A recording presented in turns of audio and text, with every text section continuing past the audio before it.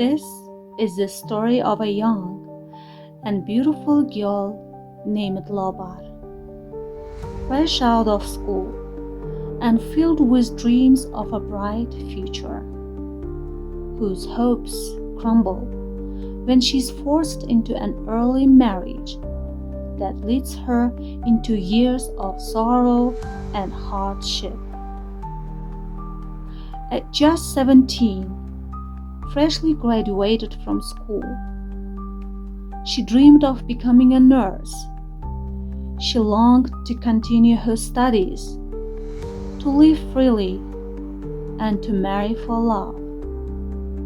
But when she returned home, she discovered that her fate had already been sown by her parents, and she was forced to face an impossible choice between her family and the man she did not want to marry.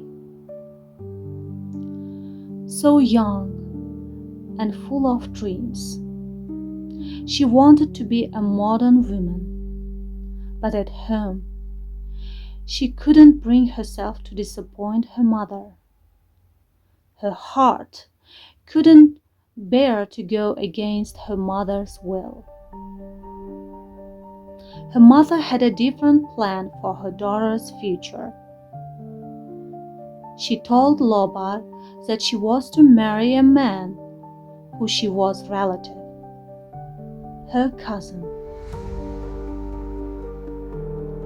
Her hands trembled as her mother spoke, her mind spinning as the dream of white uniforms and hospital wards faded into the distance. Love didn't factor into the equation. It was a forced marriage arranged for money. This was the moment her childhood ended, and a long, painful chapter of her life began.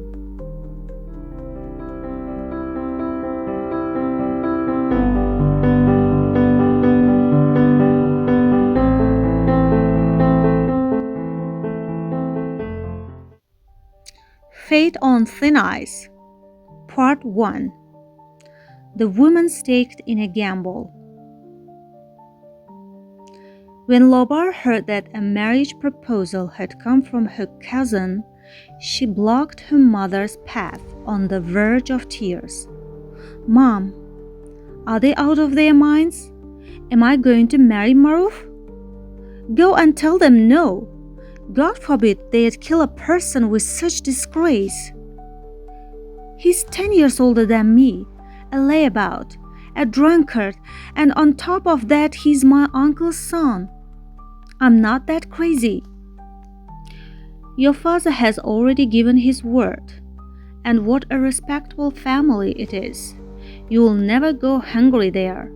Everything you want will be right in front of you."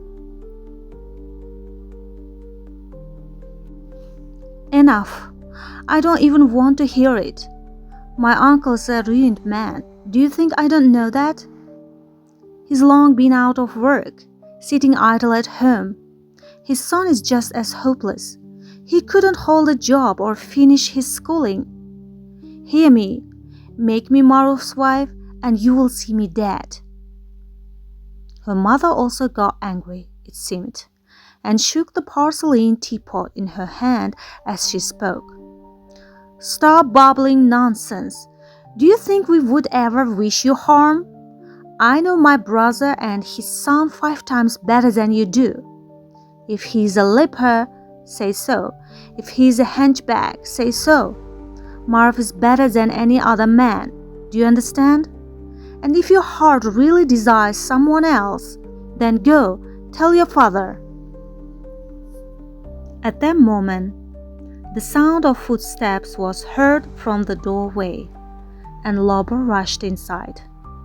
The man who came was her father. Hearing it seemed that his daughter was resisting, he glared at his wife and, motioning with his eyes toward the room where Lobar had gone, asked, What is she saying?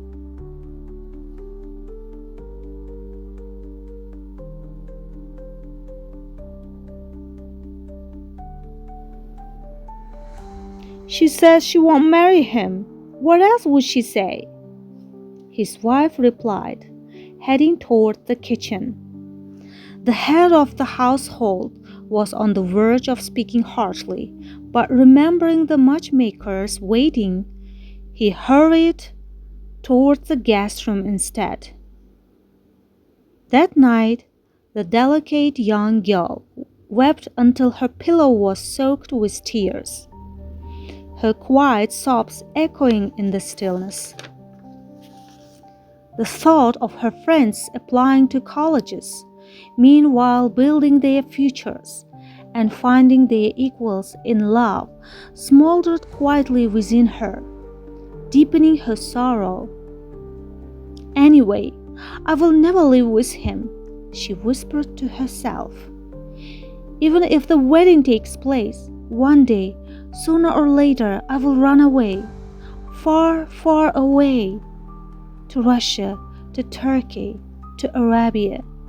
They will never find me, neither alive nor dead.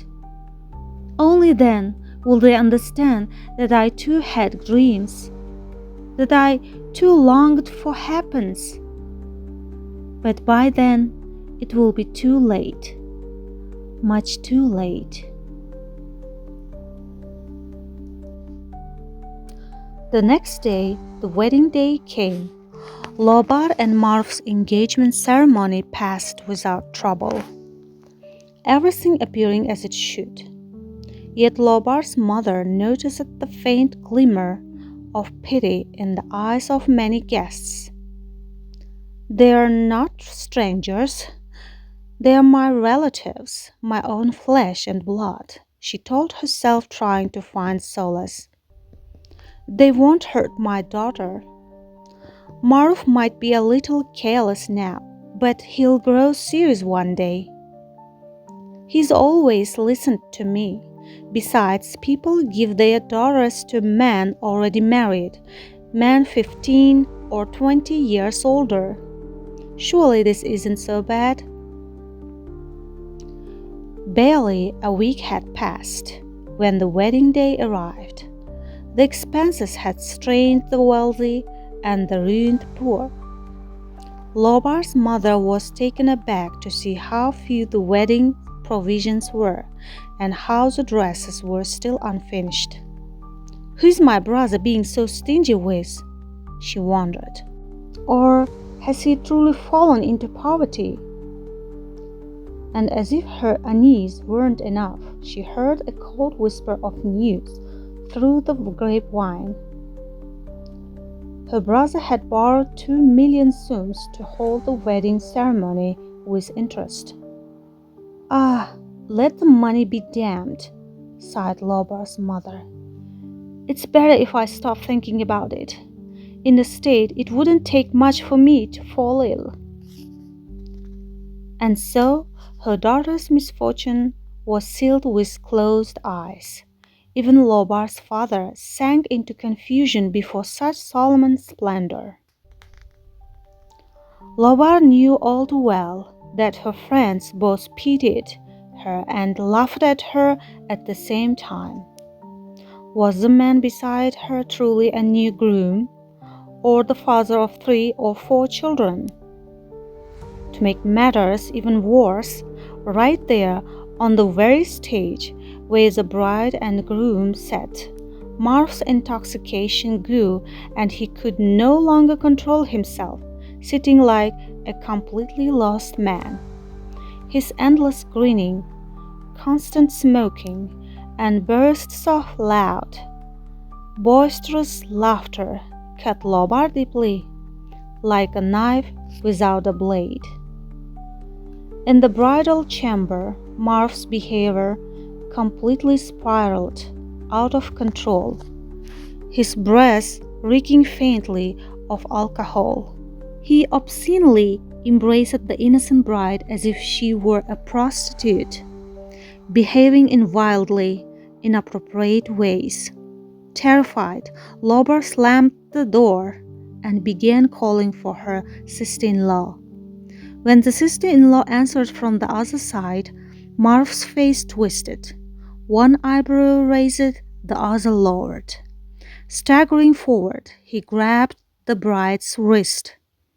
"What? You gonna scream?" Marv said, glaring at Lobar with anger. "Shall I show you your place? I have heard plenty of stories about brides who ran away, afraid their faults would be revealed."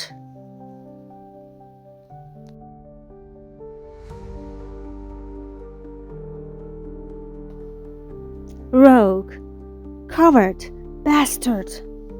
Lobar spat. Marv smirked triumphantly. The sister-in-law stepped away from the door. That night, a flower was trampled. Abuse, insult, humiliation. The law saw none of them.